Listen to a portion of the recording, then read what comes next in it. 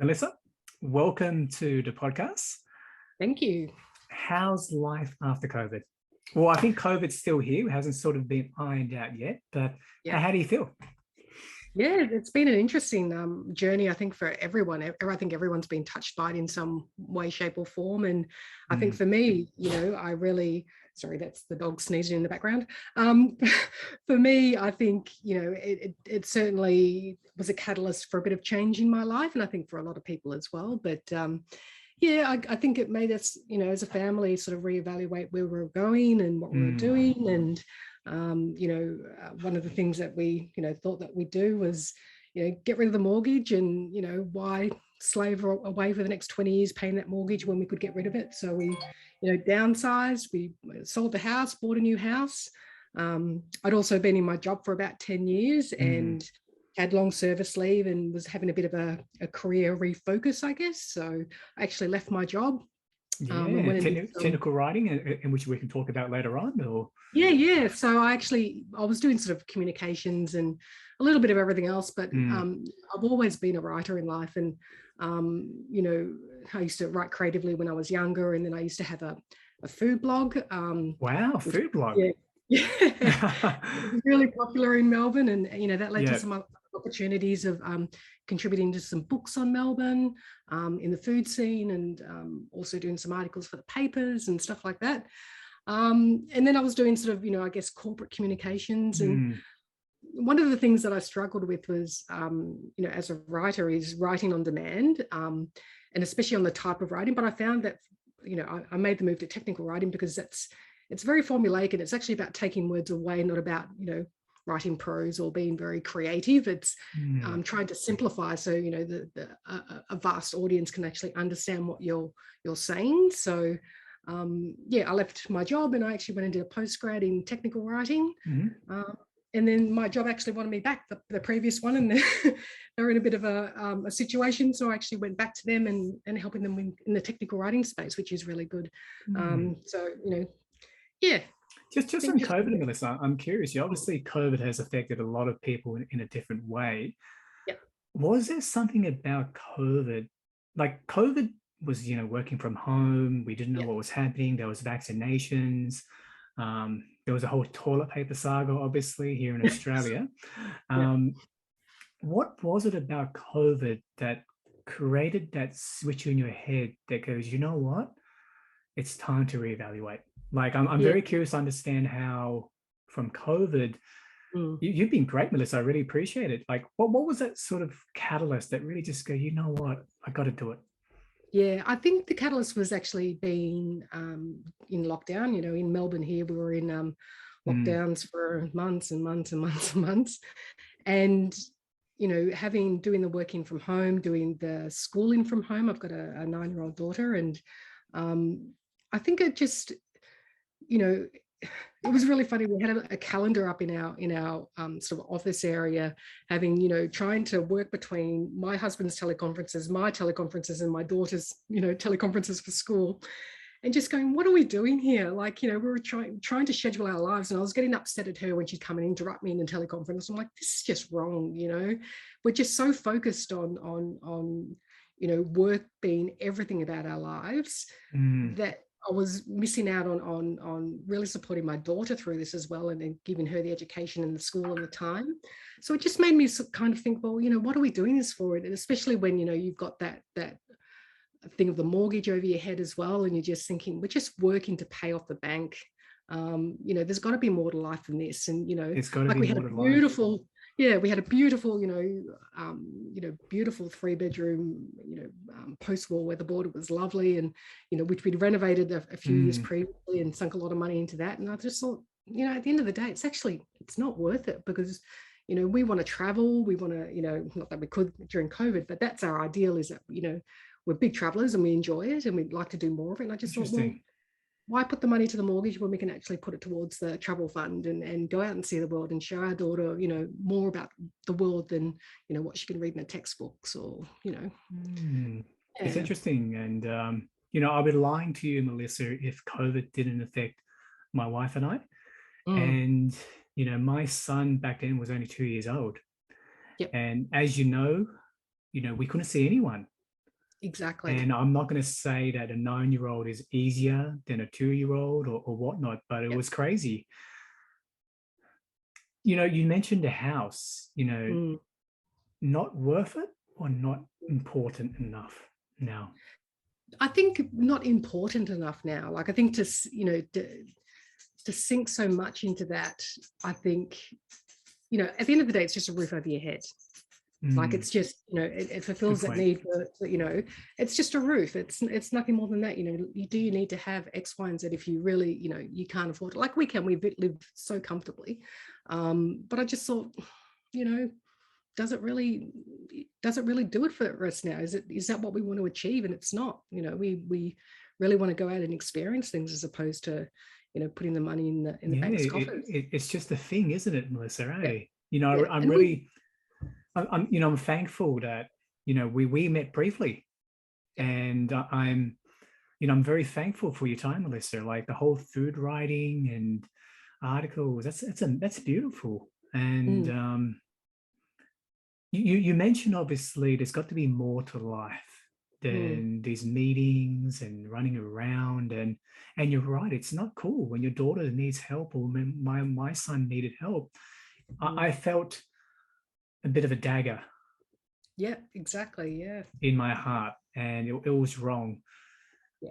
So mentally, I think you're in a much better space now. And are you on that journey defining what that meaning is going forward? Yeah, definitely. Because I guess, after making that change, so we're not paying the bank, the mortgage anymore, it allowed me to be a bit more flexible with my work. So now, I work 3 days a week, which is great. So I can give my daughter that little bit of extra time and support, which works really well. And also work on me as well, like, continuing to study and following, I guess, my own interests as well. So, it's given us all a bit of extra time to kind of focus on us as opposed to just the daily grind of the 9 to 5. So yeah, it sort of sounds like a butterfly sort of just coming out of its cocoon in a way, and you're spreading out and enjoying life. And I'm sure your daughter is probably noticing a different mum. Yeah, exactly. Yeah, it's all about, I guess, reprioritizing what's really important in life and, putting the focus where it should be. Because at the end of the day, at work, you're just a number, they won't lose any sleep if you leave the next day, Yeah, if you don't mind me asking, Melissa, did you share this with your friends or colleagues, or was this sort of something that you were just trying to keep it together? Because I know for my wife and I try to keep it together. It felt weird sharing the journey with others, but then I realized I had to share it, but I didn't do it. And I think it bottled up for me and my wife, and then it inevitably got to our son. Did you try to speak about this with anyone, or?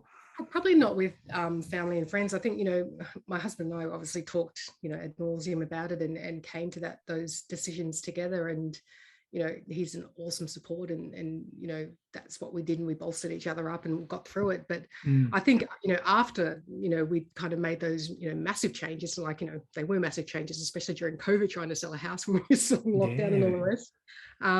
We got through it. But I think after then, I certainly did open up to people and sort of, just sort of said, well, because they all wanted to know, why are you selling your house? It's awesome. Why are you making such a big change? Yeah, it sounds interesting from what you've been telling me. 3-bedder, lovely weatherboard. It seems like a bit of a dream home, Melissa, maybe back then. It was. Or? Yeah, it definitely was. Like, and as I said, we've done a massive renovation on it. And, when I think back, the pain we went through, we actually lived in the house while we didn't. We were stuck in, 2 rooms, and our kitchen was in the hallway, and our daughter was 3 at the time. So it was a big thing that we did. And, I think you look at the sunk costs that you put into it, and you think, we actually did a lot to do it. And then to turn that around on its head and go, actually, it probably wasn't, really that worth it. Because, we've got a beautiful house, but, it's a beautiful house. What does it give? It is a home, but, your home is anywhere. Your home is where your family is, and your home is where you're happiest. So, love it. Home is home. Yeah. Home is your family, is happiness. It's beautiful, isn't it, Melissa? Eh? It's not the roof over your head. It's not the roof over your head, eh? And obviously now you mentioned, obviously, you're studying, you're doing the things that you love. Obviously, naturally, without a mortgage, there's no thing on the back of your head. Exactly. Tell us about, technical writing, like, if you don't mind me asking, are you looking to stay in the corporate world? Are you looking to maybe get back into that food blog? I'm curious about that food blog here, because I think I'm a bit of a connoisseur myself, but tell me about this new chapter, this new direction. I see the smile on your face. I see, it's funny sometimes when you're right, we're so busy, A, B, C, D, E, track 1, track 2, track 3, mortgage is X, we're earning Y, there's maybe a bit of a difference. And we go through that cycle for 10, 20, 30, 40 years. Exactly. So tell me about this new direction, this newness in a way, or? Yeah. So I think the new direction is, I really, as I said, really enjoy the writing like that. It's just who I am. I am a writer by by trade, or by by design as well. That's just who I am. But it's funny how when the word comes out, the written word comes out, how easy it is to do or how difficult it is to do. And for me, when I do technical writing, it's very easy, because really, as a career, it's just about trying to simplify complex instructions so that the majority of people can understand it. So it's actually sometimes taking words away and paring it real back, to the bare bones of what an instruction is, do X, Y, and Z, instead of, writing prose about it. So I think, the really good balance is that career-wise, I think that fits really well, because it's something that I do enjoy doing. And technical writing is not just about writing, it's probably 20%. The other bit is actually working with your subject matter experts and getting their expertise, and distilling that into something that's understandable by the end users. So that's, and being part of a, like an agile or a project framework to kind of follow change and capture that information as you go along and produce into something that someone can understand. So that's probably, where I really enjoy it. Like I love learning new things. Can you share an example, Melissa? Like, can you share an example of what you mean by a technical writing piece and where you come in? Like, I'm very curious. This is actually very interesting. I never knew there was actually differences between. I never knew there's actually something called technical writing. Yeah, exactly. Like it's actually a small but probably burgeoning industry. When you look at it, like if you look at anything, like whether it's Google or whether it's any software application or an instruction manual, like even your alarm clock has a manual that goes with it.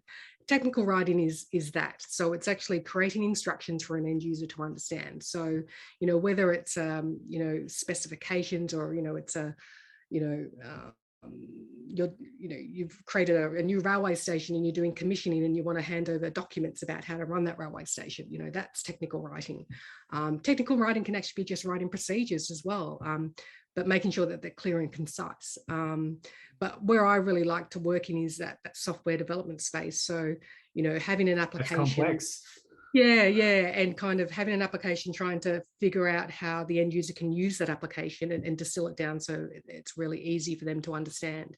So an example, where I'm currently working at the moment, we've got a rather large system that we have about 120,000 people use the product, and so I create what's called knowledge-based articles, which is essentially articles on how to use a system. So how to they're just step by step. There might be some, getting started type documents, like, overviews of the system, but then it goes deep diving into actual, how to do X, Y, and Z.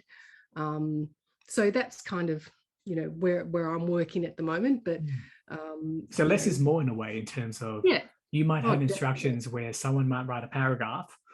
Yep. You might come in and go, you know what? How do we distill it into like a sentence where it literally just says press the green button? And away you go. Exactly. Because as you know, and everyone's like this, I'd probably say 90% of the people are like this, you get given, that's why when you look at something like an IKEA instruction manual to put together furniture, it's all pictures, there's no words, and you follow it. But most there's a reason why, isn't there? Eh? Wow. Exactly. Interesting. Wow. Okay. And also too, most people kind of attempt to do something and they'll only go to the help if they're stuck.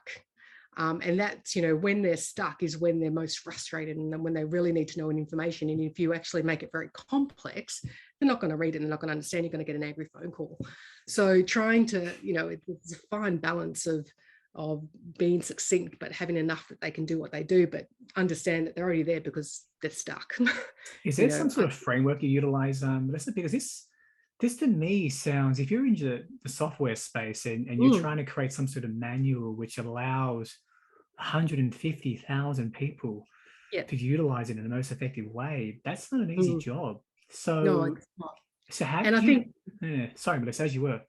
Yeah, no, I was just going to say, I think the technical writer at the end, like, there's a lot that you can do to human engineer software that they don't need help, that it's very intuitive to use, that, that you can look and understand what a button means. And there's so much that happens in that space, in that design space, and that's a whole other, different game. Yeah, exactly. A whole other different game. And I think, the great software programs are ones that, you can pick up and use without looking at a manual, which makes my role kind of redundant. But then, you do have very complex systems that do need that instruction. And that's where, a technical writer comes in to kind of say, well, let's, distill this and make it really simple for people to read. Wow. So do you have a framework? Because I can just imagine that, naturally, I can tell you straight away, like I'm talking to you right now where everything's all Apple. Yep. It just works. Yep. So if we're going down the path of a highly technical manual where there's many moving areas, what's your framework to break it down? Because, you could go crazy with that. Yeah, you could, exactly. And I think it's just having the information available in the right spot at the right time where the user needs it. So, if you had a software application that was, really well designed, you'd have contextual help in the system that, when you click the X, Y, and Z button and you needed help, that help would be available at that point. Interesting. Unfortunately, the system I'm working with doesn't have that. So, we have to have an external, I guess, what's called a knowledge base of information. So people have to go somewhere else to find it. It does make it very trying to make it very easy for people to find information because it's all, keyworded and searched, and, you can search the whole knowledge base for the information, but, that's sometimes the limitations that you have, and, different companies are on different journeys and, how they develop their software. So, yeah. So I'm curious, Melissa, if you're simplifying sort of technical work to make it easier for the end user, I'm guessing that what you do is actually more important because you can then go back to the product team and go, hey, you've given me a paragraph and I've explained it to you in one word. Wouldn't it be better that you actually incorporate those changes into your product? Exactly. Yeah, exactly. And it's a real symbiotic relationship at the end of the day, I think, because, I think I'm really thankful that I'm actually part of the change cycle in this company I'm working with. So when we have a change, I get to help test the product as well when it's going through that change process before it's released. And, I'll go through, whatever the change is, and I'll look at the instruction and go, well, hey, the end user, this is really confusing for them. Maybe we need to do this or change that word or do this. And that kind of process, because I'm always end user focused. I'm always, trying to think of my audience. And that brings another perspective to the software developer because they're only concerned with delivering that, not how the user can use it or, the interface of it. So I think that's, a really good thing that a technical writer can bring to a software team, is that they can kind of look at it from that perspective. Interesting. I think you really opened up yourself to a lot of opportunity going forward, Melissa, because, I thought technical writing was literally writing, but then I'm thinking product design, product management. And you're right, it is a very symbiotic relationship, because if you don't get the design, the functionality of the product, the usage of it all, and the instructions, it's a bit of a dead fish. Exactly. And that's what, I think, especially with COVID in the last couple of years, the whole industry is really just burgeoning. Like, now you might have technical writers, but you also might have user experience designers and user interface designers where, you're actually getting people who specialize in all those different fields, all coming together to try and make a product that, hits the mark the first time or improves as you go along by understanding how the user actually interfaces with that program. Interesting. Wow. I never knew it was actually so broad. Yeah.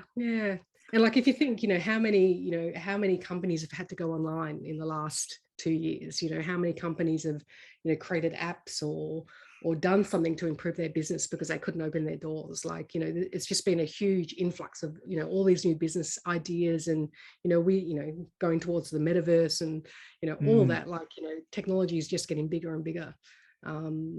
And so you find all these unique new roles that are developing because, there is a need. And yeah. So if you were to, this is very interesting, because I know for myself and a lot of people, we get a lot of tunnel vision sometimes. We're so focused on doing that we completely forget about the user experience, right? Yeah. So, getting back to the whole framework, do you follow a certain way? Because I'm just curious to see whether I can learn something from you, Melissa, where, I'm writing something for this podcast, for example, but little did I know I've written a whole page. So what's sort of the framework and maybe North Star that one can utilize to be like you, Melissa, to think more customer? Yeah, well, there's a couple of techniques and a couple of tools that you can use that can help you. As I said, with technical writing, if you can't say, if you can't provide an instruction in 3 sentences max, then that's like for a step, that's way too far. So it's just about distilling down to essential information, and also being really careful with your word choice as well, because when that information gets perhaps translated into another language, you can run into difficulties if you use very colloquial terms. Like in Australia, we've got some words that we use that an American wouldn't understand. So it's being sort of cognizant of once again who your audience is, and using the right language and the right tone. And there's a whole range of things like there's something called simplified technical English, which is it's actually almost a different dictionary on how to write, and it chooses sort of keywords that you can use, so if it is translated, it's not lost in translation, your message. So there's a few things like that. And then also in the technical writing space, Google, Microsoft, even Apple have their own sort of style guides, which provide how you should say an instruction, or how you should say something, or write something. So I use those quite a bit. Kind of like screen elements should be have the same term. You shouldn't call something a hamburger button here and something over there. There's actually defined terms for these functions. So it's just understanding that language and that knowledge, and being consistent as well. So the purpose of why you're doing it, the audience of you're writing it with.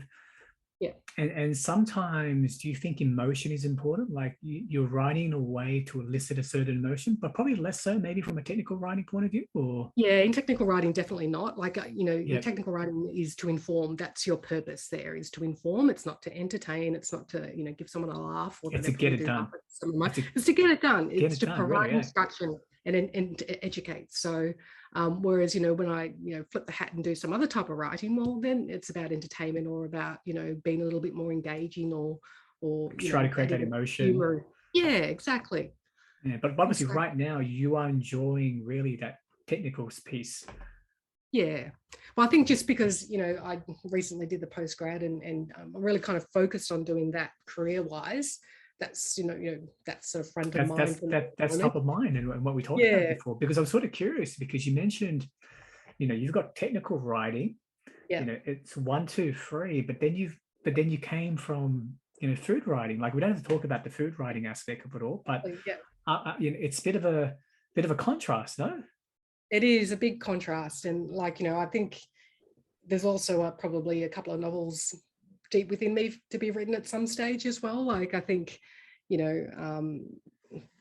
as I've always written, and that's always been exciting. But the food writing, that was really interesting. So I started up a food blog probably 15, 17 years ago now. Wow. And by all means, Melissa, if it's past, we can leave it in the past. If you're happy to share, happy to share. Like it was really good. So like it's not up any longer. Like I did take it down.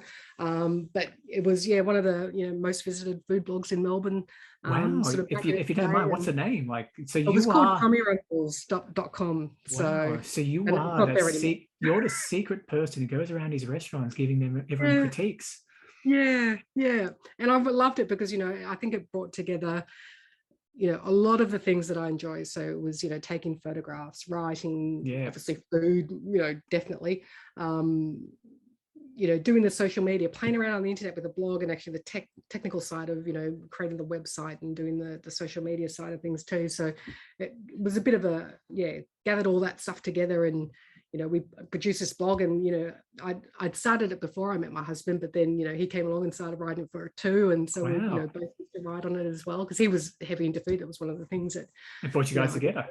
that brought us together. So, Wow. we were both, food writers back then. So yeah. Yeah, interesting. So with the, sorry, I'm asking a lot of questions, Melissa, but it's That's actually right. quite interesting. So obviously going down this path in technical Mm, writing, mm. you're happy to work within the team environment, the corporate environment? Have you thought about maybe going, you know what, why don't we, because from what you've been sharing with me, I think there's going to be a lot of demand for that expertise that you're demonstrating Yeah. here. Yeah. Have you thought about maybe going down a different path and, getting back into the whole variability of the role, maybe doing a website, getting new Mm. customers, and really going, you know what, Melissa TO, this is my technical writing business here. Yeah, definitely on the cards. Like, I think that's the one thing about technical writing is there's a lot of contract work out there. So, you might get embedded in a company, like a software company, and be an on-staff technical writer. Like at the moment, that's what I'm doing. Mm-hmm. But, there's so many people that just need, a little job here or a little job there. And, there's definitely, I think, scope for contracting in that world and being, having my own business. So that's definitely something that it's on the cards for me, I think, because I think what that does also allow you to do is to be flexible with your work and to take jobs when you want and not, and obviously back to your family, spending time, exactly. and focusing what's most important basically at the end of the day. Exactly. So, that's definitely on the cards for me. Wow, interesting. And you mentioned obviously you did the post-grad. Yep. Is there anything else you're looking to sort of complete to really round out that qualification? So because I've never realized that you could actually do technical writing as a qualification. Like that's completely new to me. And I also did a qualification or a post-grad in food writing too, which you wouldn't think that you could do, but wow. As well. So yeah. A bit of a side idea. I thought it'd be a pretty cool TV show where, obviously with MasterChef and whatnot, they show you the dish and they tell you to replicate it, right? Yeah. Why don't we flip it around and go, Melissa's going to create a menu. Yeah. You got to work out what that end product is. Yeah. Something different, eh? Yeah. Wow. Exactly. So I think overall, I'm, by all means, conversations in the past, Melissa obviously was very professional. But it's good to see you now a bit more freer now. Obviously we still have COVID, microns still circling around. It's not completely eliminated, right? Yeah. And you mentioned travel. Just love to travel. Okay, tell you what, the first destination that comes to your mind that you want to go to. Well, this was because we were actually meant to go when COVID started. We were actually meant to go that March. So March 2019, a week before we left was when, bang, lockdown. Oh, wow. And we were going to go to Morocco. So, wow. Brilliant.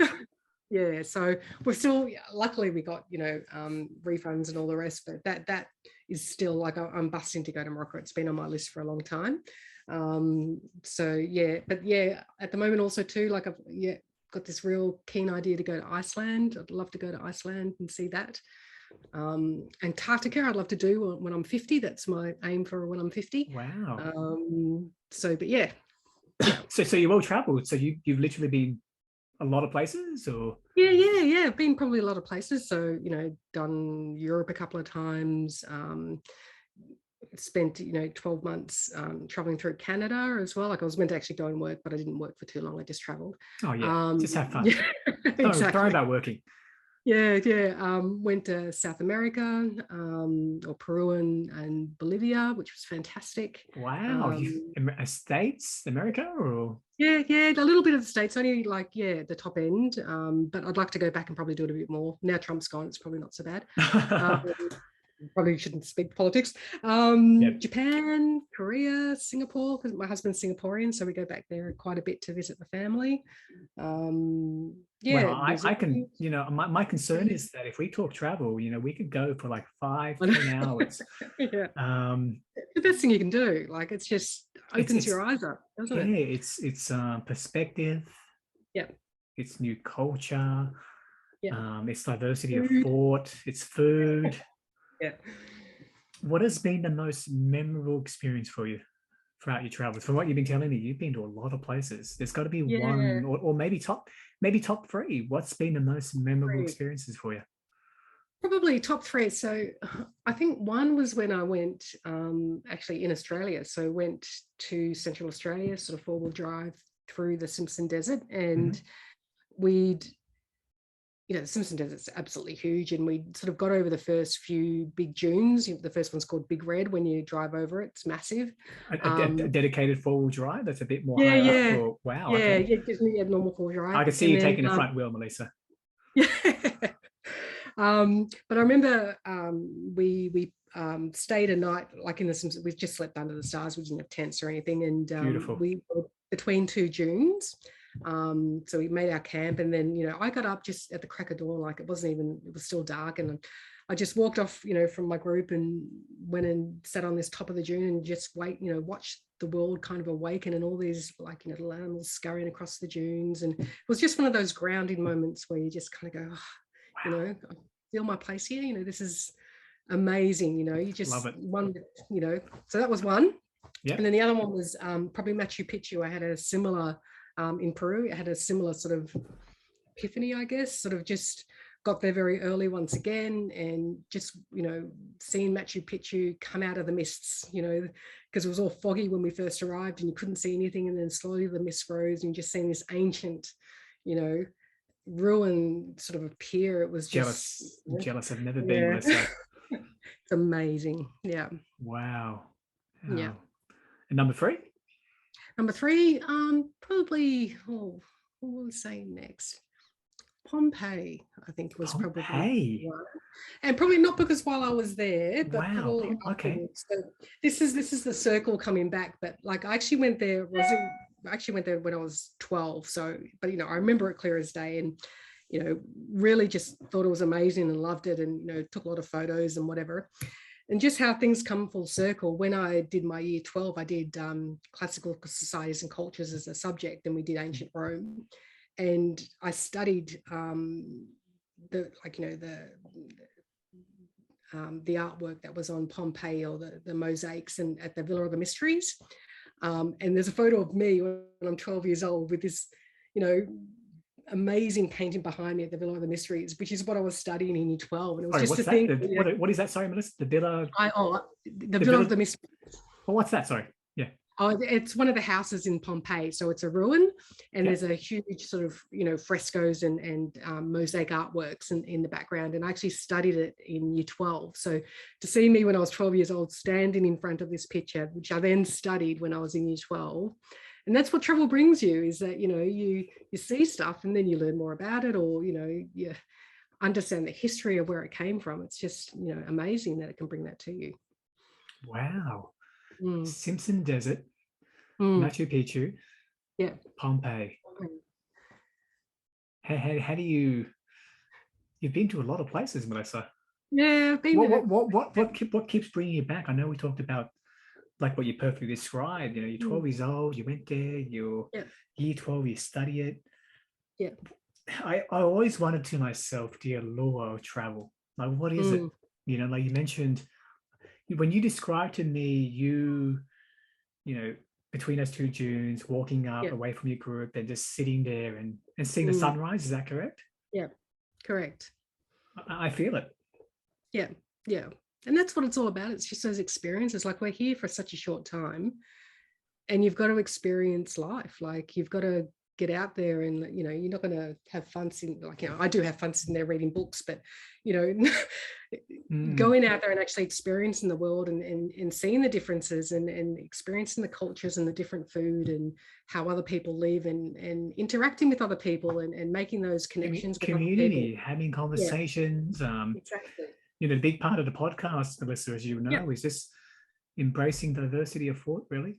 Exactly. And like, sometimes, you know, it's scary, like, you know, it's scary to, you know, like, I obviously, when you asked me, I was like, oh, do I really want to do that? Like, you know, do I really, you know, want to put myself out there? I'm like, no, well, that's what life's about. It's about having that connection with people, and enjoying the conversation. And that's kind of what travel does for you too. Like, you go out there and you meet some awesome people. And, you know, I've made friends from travels that I'm still friends with today, that, you know, still bring so much, you know, joy to my life. So, you know, and you've got those shared experiences, which, you know, you can wax lyrical about forever. And that's what life's all about, isn't it, Melissa? Yeah, exactly. Experiences, having these conversations. You got me excited about Morocco. Oh yeah, Marrakesh in particular, or? Yeah, we were going to go sort of around most of it. So we were actually going to do an Intrepid tour, because we've got my daughter, and I just thought they had a family tour, and it kind of got you to, you know, most of the places over 10 days, and then we're going to, you know, bolt on some time before and some time after to kind of do it on our own as well. So yeah, I thought, yeah, because it was my first time there, I just thought, yeah, it might be. So what type of traveler are you, Melissa? Are you the type that goes, you know what, we need to go, we need to see site 1, site 2, site 3, or you're the other traveler who just, you know what, we're in Morocco, let's throw away the tourist guide, let's have a chat to a local? I've done both. I've traveled both ways. What's your preference? Explorations. I actually, you know, pre-child, I would just go somewhere. Okay. Go to the wind and just go, okay, today I feel like going there or doing that, or, you know, and that's probably how I traveled mostly around South America and Canada. Was I just, because I was traveling by myself too, it was very easy just to, you know, fly by the seat of your pants and do whatever you wanted. But brilliant. But with having a child now, you know, maybe I should, that's maybe what I need to teach her, is to you know, throw chance to the wind and see, you know, what falls out. I love it. I love throwing chance to the wind. Yeah, but I've been a little bit more, I plan a little bit more now with her, just because you need to. Yeah, especially, like, you know, accommodation wise, like, you don't want to be without accommodation. So yeah, that's probably changed my style of travel at this point. But I think, you know, I'd definitely like to show her how to do the second one when she's probably a little bit older, maybe. I think you need to go to your daughter, just ditch everything, exactly, and just go. And I remember the most memorable experiences of my life when it came to travel was I had zero plan. Exactly. I agree. Just an airfare, first night accommodation. It reminds me of airfare and first night accommodation. And I haven't done the whole movie. Have you watched the movie Up by George Clooney, Melissa? Yes, I have. Yes. Remember that last scene where he's just sort of standing there, and the boards are moving, and there's so many destinations, and he's got to pick one. I think I got to do that one time. Yeah, exactly. Well, that's kind of what I did when I went to South America, because when I was in Canada, kind of got to the 6-month mark, and I was like, oh, what am I going to do? Because I actually had a working visa at the time. I'm like, oh, do I stop and work for a bit? But I hadn't done traveling. I'd still felt a bit, you know. I was like, oh, I think I want to go to South America. So I booked a ticket, and I was gone in 3 days. So I hadn't planned on going there, but I kind of made a very last minute decision to just, well, why not? Why jump not? on a plane. So booked it, and off I went. So, and obviously your partner in crime, your husband, he's more than willing. He wasn't with me then, so that was just obviously nowadays is there obviously the alignment in terms of travel there as well, or? I think he's probably more of a planned person too. I think there's always one in a relationship, Melissa. My wife is like that. I'm terrible. I'm like, I don't read it. I don't look at it. I just nod, and I might just go somewhere else. So yeah. I think he's more of, you know, once the framework's there, you know, if you see something, obviously just, you know, go and do it. But I think he prefers things a bit more planned than probably I do. Wow. You know, like we can't not talk about food, Melissa. Now, go for it. I don't know where to begin in terms of gastronomy. I've tried. I would eat anything. Yeah.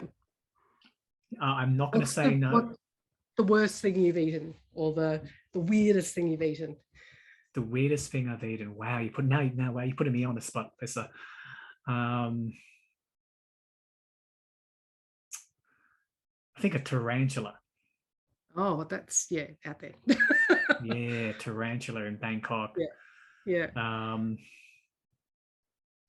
Put away putting it aside about what it is, but obviously it's deep fried and stuff, right? So when you bite onto it, you don't. I think a lot of times with food, the feeling come more from looking at it as opposed to the taste. I'm not too sure if you have that sort of same feeling, but I'm more than willing to eat anything really. If my cup of tea is basically eating what the locals do. So if the locals will eat X, Y, Z, that's where I'm going to go. Yeah. I think there was probably actually there's so many different things actually. Nothing really comes to mind. I'm pretty open, Melissa. I'll give anything a try once. How about yourself? What has been the most? Okay, sometimes we go through life and we always remember that meal when we're overseas, and you can just remember that taste. What's that dish for you? Actually, we were staying in. Oh, you've got this all planned out, Melissa. No. We're near Mount Fuji, and we're staying in this absolutely awesome Japanese hotel, or not hotel, but spa actually. And we had wagyu, and like I don't know what score it was or whatever, like it was just, but they'd cooked it on stone. It was still cooking when it came to us, and it was cooked on this stone, and they served it with this yuzu koshu, which is like a yuzu and pepper paste. It just melted in the mouth. It was just amazing. And with the yuzu, with the citrus tang and the fattiness of the wagyu. Was it quite fatty? Or? Yeah. Oh, well, not that, it's not like you're chewing through it. It's like butter. It's like eating butter. No, like it was just that. It's so wrong. It's so wrong, Melissa. That's so right. That was, an amazing meal, I think. And then I've got so many amazing meals, like, and what are some of the best ones you have is what your mum made for you, or your grandma. They're all good meals as well. I remember when I was in Japan in Hokkaido, it was summertime. Yep. And I remember this shop. You had to cross over to the station on the other side, and it was like a small tent. Now, it wasn't a restaurant. So it's clearly one of those marketplace stores where they're basically just selling fruit and vegetable, right? Yep. It is, I probably had the best tomato ever eaten in my life. The best tomato. Just it was like a cherry tomato. I put it in my mouth. I'm like, wow. I'm not too sure about obviously the state of produce here in Australia. I think we do a pretty good job, but sometimes I find when you go to Woolies or a Coles or something, like you don't really get the essence of a tomato, for example. Exactly. Yeah, but I agree. And like I found that with a lot of produce in Japan, like there's just something that they do where they get the essence of it. Like at the same place where I had this wagyu, for dessert, they gave us rock melon or cantaloupe. I hate cantaloupe. This is recorded, by the way, Melissa. So that's fine. If we got people who's going to come at you because they're cantaloupe lovers, I can't protect you. Yeah. But this cantaloupe that I had in Japan was amazing. Like it was like your tomato experience. It was just like the epitome of. They're not cheap, by the way. No, exactly. But they do that, and it's like you'll pay 50,000 yen for an amazing apple that's gift wrapped, just one apple, but it's amazing. Like that's like $50. Yeah, exactly. Yeah. Yeah, Wow. but they do that so well. They really, they love their produce, and they put so much love and care into growing it and to, you know, getting the best out of it. Yeah, that's one thing that I love about Japan. I think with the Japanese, there's this specialization, this craft, this journey to perfect that one thing. Exactly. And I think Like even, yeah, like I even remember when we were in Osaka, there was this guy there that actually went to Italy to learn how, you know, how to make pizza in Napoli, and then brought that back, and he perfected it in you know, in Japan. It was just like, you know, but they take it to that next level. Like they just want to have that authentic experience and bring it back, and, you know, yeah, I love sort of the way that they do that. I'm very curious about South American food, actually. Like I obviously, man, I think I need to, I know I need to call you next time when I'm thinking travel. Like, yeah, I'm curious about South American cuisine. I'm curious about the food in Marrakesh. Are you a bit of a cook yourself, or? I love to cook, yeah. So you can cook that wagyu with the citrus, you know, citrus tang and stuff, yeah? Or actually, I did have some sushi the other day, actually. Yeah. But I had it with salmon. But yeah, no, I do love to cook. So brilliant. And obviously your husband's Singaporean, like you mentioned. So I'm guessing there's a bit of a Singaporean flair there, or? Food is so big for Singaporeans. They just love it. Yeah. And, so, and you mentioned you traveled back to Singapore to obviously meet your husband's family and whatnot. How do you find Singapore as a country? Yeah, I love it. Yeah, so we pre-COVID, like we haven't been back there obviously for 2 years, but generally we try to get back every second year. We'll go for Chinese New Year and spend time with, you know, one side of his family who still live there. So that's awesome. You know, he's got a huge family there, and yeah, it's just an eating fest. We go there, you know, it's no one really cooks in Singapore, not that often, but, you know, it's just hawker stores for breakfast, lunch and dinner. You know, and yeah, amazing food in Singapore. So, and so cheap as well. But, you know, great laksa and chili crab. So I'm pretty sure. So that means so if you guys move, that means you got to, you know, got rid of the funky wok burner in the kitchen, yeah? Or yeah. Oh, you did? Yeah, I don't have a wok burner anymore. You got it. I think your husband's got induction.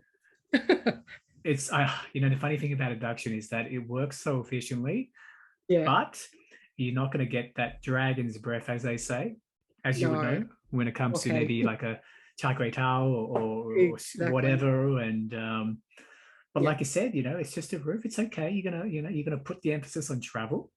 Exactly. That you know, obviously your daughter's 9 years old now. It's not young. Like I'm sure she comprehends. Yep. What are you going to say to a daughter about the whole travel experience? Like obviously mum feels to me a much more, you know, positive and enlivened type of person. Yeah, well, she loves to travel too, which is really good. It's rubbed off on her. Like she's already been, you know, to Europe and, you know, Italy and England, and she's been to Singapore 3 times. She's been around Australia quite a bit. So, you know, she's already well traveled and she loves it. She looks forward to it.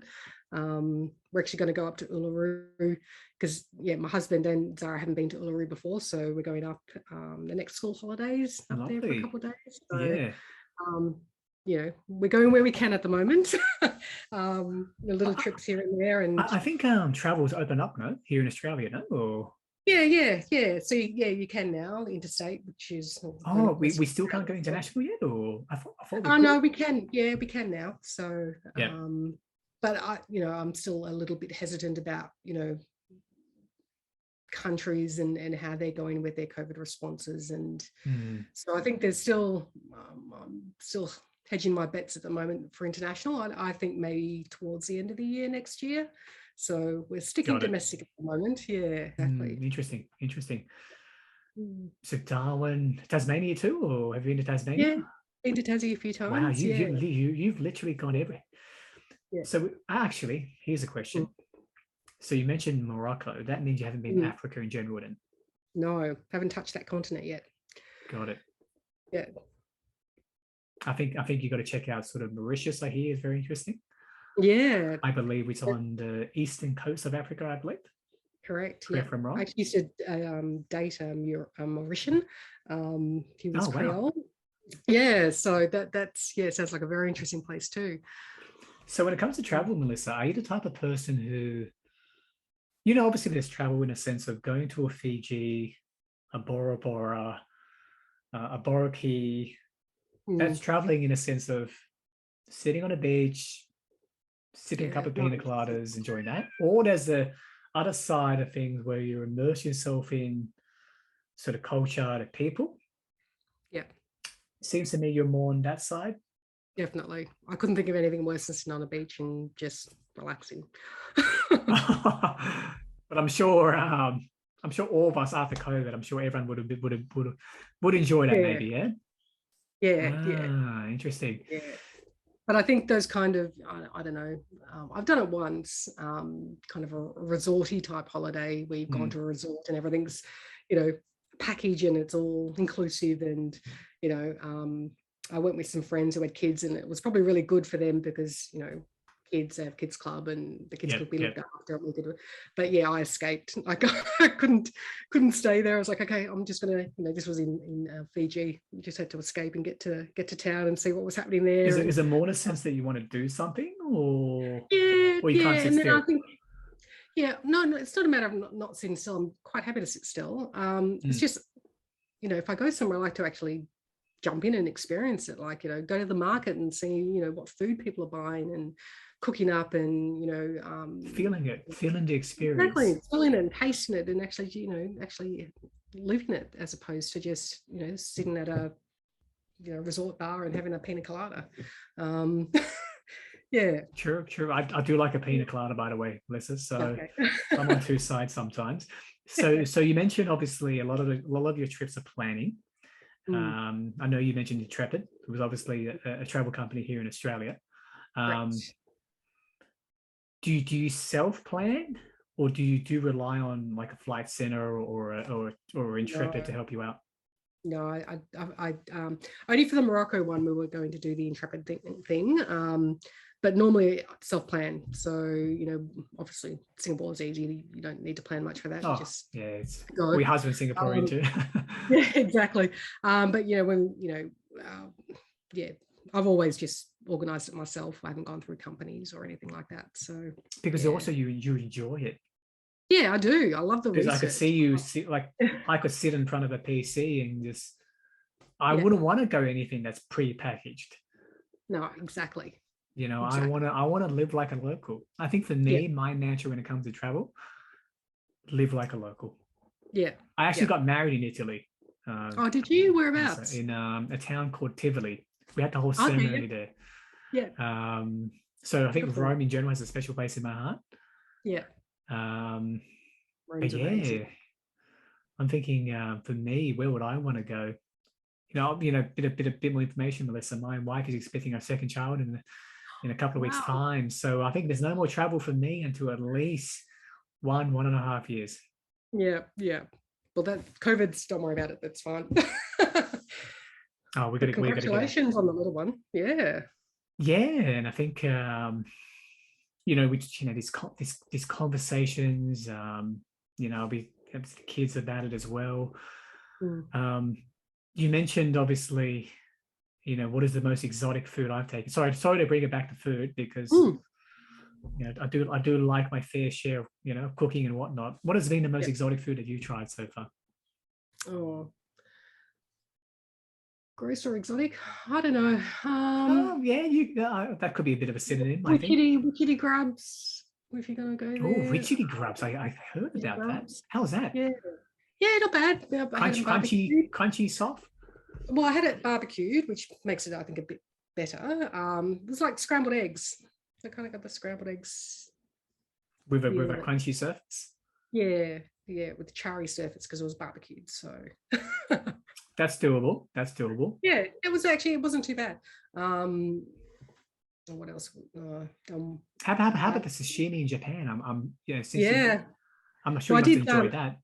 I love sashimi. Sashimi is fantastic. So yeah, probably the weirdest one would have been whale. We did actually, not by design, but found out later that we'd eaten whale. A Whale. horse. Yeah, horse sashimi. How's whale? Whale was interesting. Yeah, whale is kind of Oily, like super oily, or yeah, it was really oily and quite meaty tasting as well. So it wasn't one that I enjoyed. Yeah, mm, but yeah. wow. Horse is interesting one. I've tried horse before, Yeah, but obviously these are very thin slices, of course. correct. Yes. You got the wasabi, you got the soy sauce, so that sort of like. So if you didn't, you mentioned that you didn't know it was actually whale. Mm. Is that right? So Or we're at a sushi train, and then you know, it whizzed past, and we'd had it, and I'd taken a photo of the symbol that was on it, yeah, and then we looked at it later what it was, and it was like, oh, okay. you've got to use I live don't think I Google would have eaten Translate. it. Just yeah, I don't think well, this was before Google Translate on the phones, but Yeah, yeah, I don't think I would have eaten it if I'd known what it was just from ethics perspective, but we did, and that was it. So wow. yeah. I'm curious, you know, like you mentioned also Antarctica is also a lovely trip. Have you tried cruising? No, I don't think I'm a big cruiser person. Have you tried it, but Lisa? No, I haven't tried it. You got to try it. Oh. I was very skeptical like you. Yeah. Like I found the experience actually pretty, look, perhaps a bit biased. My wife works for a cruising company. Okay. Yep. But I think cruising offers a different element to travel that I reckon is quite unique. Yeah. Yeah, you should give it a go, Lisa, in terms of cruising and whatnot. Give it something different. Yeah. Well, I think, you know, I think there's different types of cruises, I guess. I think I'd be all over the one that goes to Antarctica, you know, smaller boat, although I know you can do them kind of uber luxurious now. But, you know, you have to get on a boat to get down there, which I'd be all for. Is that from Argentina? Is that correct? Yeah, they go from Argentina. So, which means another trip to South America, which I'm not adverse to at all. Hey, why not? But then obviously you mentioned Iceland as well, I believe, earlier in the conversation. Yeah. So that means you haven't been to the Nordic countries, or?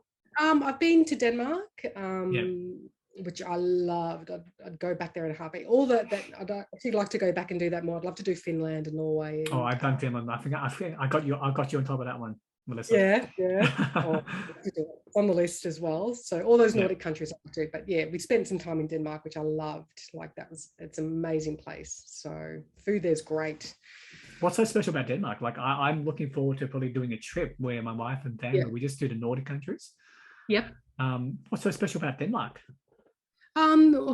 It's just beautiful. Like it's just the scenery is amazing. The food is amazing. Like their smørrebrød and you know, their history. We went to an amazing Viking museum.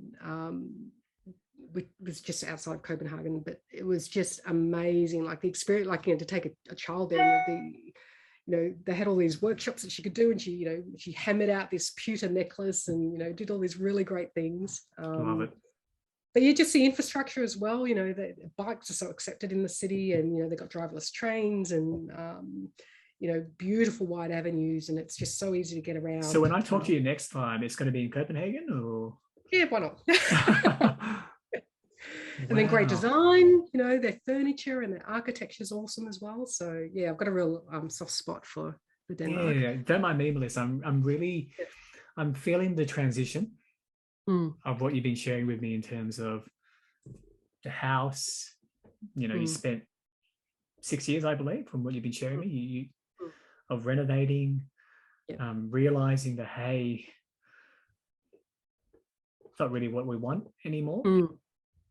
COVID's been a nice sort of catalyst in that sense. Obviously, it's also had a lot of negative on people's lives. To the travel and the technical writing, Melissa, it's beautiful, isn't it? Yeah, interesting ride. None of it planned at all. I'm not a big planner, I guess, even in life. I've just moved from, you know, whatever's interesting to the next. Like I know I can go in this conversation forever. You know, I'm curious, Melissa, what's that one lesson that's really changed your life about COVID? Just look at what's really important in life and make the necessary changes to make that the most important thing, I guess. I love it, Melissa. I love it. Yeah.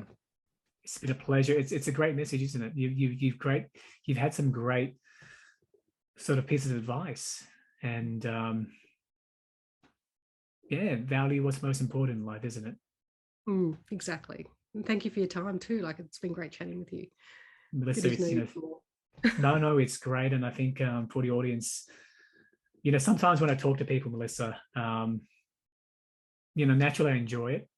And I'm very curious, as you can probably tell. And I think it's a great end to this conversation. Guys, everyone who's listening, focus on what's most important. Thanks for your time, Melissa. Thank you. I'll chat to you soon. Take care. Bye-bye.